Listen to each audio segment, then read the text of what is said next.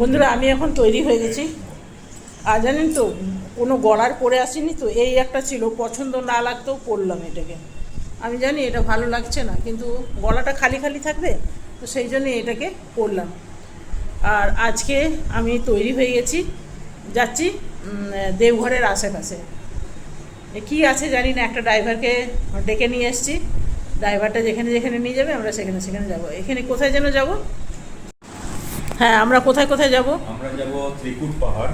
ত্রিকুট পাহাড়ের পৌরাণিক অনুসারে, কথা অনুসারে এটা রাবণ এখানে নাকি শিব ঠাকুরকে রেখে পুজো করেছিলেন। তো তার মন্দির আছে শিব ঠাকুরের। এখানে এলে, দেওঘর এলে এই ত্রিকুট পাহাড় আর বাসুকীনাথ, এই দুটো জায়গা নাকি দেখা কি অবশ্যই নাথ? করবো। বাসুকীনাথ। বাসুকীনাথ। বাসুকীনাথ এখান থেকে আমাদের বাড়ি থেকে প্রায় প্রায় 50 কিলোমিটার দূরে। ত্রিকুট পাহাড় কাছে, প্রায় 20 কিলোমিটার পরে।